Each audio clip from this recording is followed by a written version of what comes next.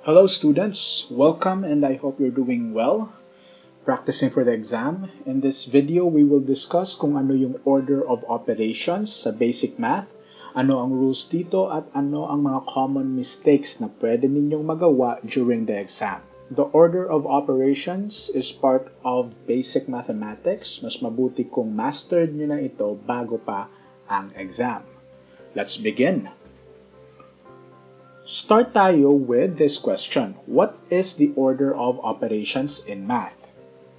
Ito ang pagkasunod-sunod ng operations when doing math equations or ang sequence ng mga operations na to. Pero ano nga ba ang mga operations? Ito ang processes performed in mathematics like addition, subtraction, multiplication, and division. They are represented by these symbols in equations. Alam niyo na siguro to. Pero aside from that, there are two other operations in mathematics.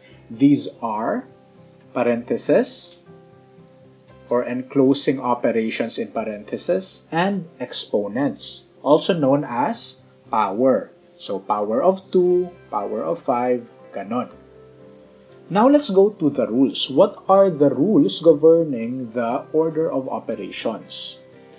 The rules for the order of operations can be easily remembered by remembering these letters. PEMDAS or PEMDAS. Meaning, P for parentheses, nauuna palagi yung lahat ng equations within the parentheses, followed by exponents. So if you're done doing all the equations inside the parentheses, you can move on to exponents. Next is multiplication and division, followed by addition and subtraction. This is the order of operations.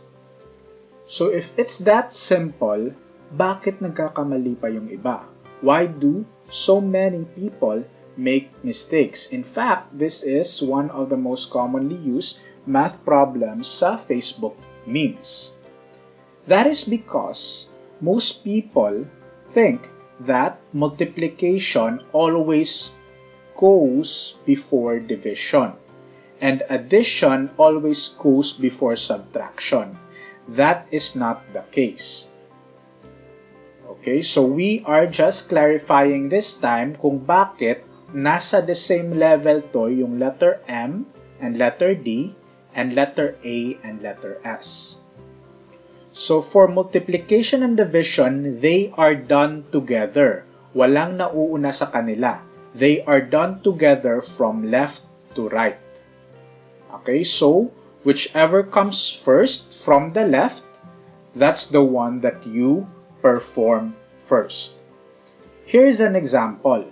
So dito, sa unang equation natin sa taas, 2 times 3 divided by 6. In this case, uunahin natin yung nasa left, which is multiplication. So uunahin natin yung 2 times 3, which is equal to 6. Tapos, that's the time when we divide it by 6. So 6 divided by 6 is equal to 1. Dito naman sa baba, we have 18 divided by 9 times 2. This time, from the left, nauna yung division. So yung division, yung uunahin nating i-perform. Let's begin by dividing 18 by 9. So the answer there is 2. Tapos, that's the time we multiply by 2. 2 times 2 equals 4. The same goes for addition and subtraction. Kahit ano yung mauna sa left, that's what we do first. For example, dito, nauuna yung subtraction from the left. So what we do first is 2 minus 3, which is equal to negative 1. Then, that's the time that we add 6. Pero if this is the case, the commutative property of addition will apply. Kahit i-interchange mo yung positioning dyan, it still equals 5. Kasi nga, commutative property of addition. If hindi kayo familiar sa commutative property of addition, we have another lesson for that. Just search in your account. So now, let's go to a more complicated example. So in this example, we have 20 times 2 minus 1/2 times 9.8 times 2 to the second power. If ganito yung equation, we follow PEMDAS. First is everything inside the parenthesis. So here, for example, we have 1/2, so that's equal to 0.5. So we convert that to decimal because we have 9.8, which is in decimal form. So it's easier if everything is in decimal form. And in the let, you will have access to your calculators. And most calculators, decimal form yung ginagamit instead of fraction. So in this case, 1 divided by 2 is 0.5. So we do that first. Next, we do the exponent. So 2 to the second power is 2 times 2 equals 4. So sa first line na ito, what we did is we completed the equation inside the parenthesis. Next, we applied the exponent. So we have 0.5 and 4. So next, we will do multiplication from left to right. So we have 20 times 2 equals 40. We will skip the subtraction first kasi nga it's not the time to do subtraction. Right now, we are doing multiplication and division from left to right. So 20 times 2 equals 40. 0.5 times 9.8 equals 4.9.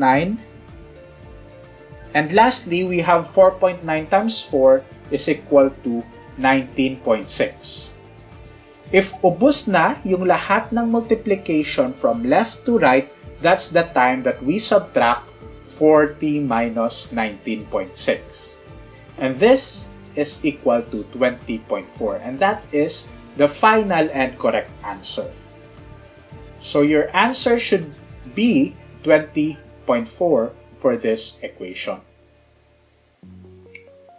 So if you got that right, congratulations. But if you missed the answer, just go back to the video and replay it and learn how multiplication and division are done and how addition and subtraction are done. So what's next for you in this lesson? First, if meron kayong questions, please go to the bottom of this page. There should be a forum available for you to post your questions. Other students may answer or your instructor may answer you if no one is answering. Next, if the rules are clear for you, that's the time to take the post test after this lesson. Just follow the link below to take the post test. Alright, on to the next lesson. See you guys and ingat!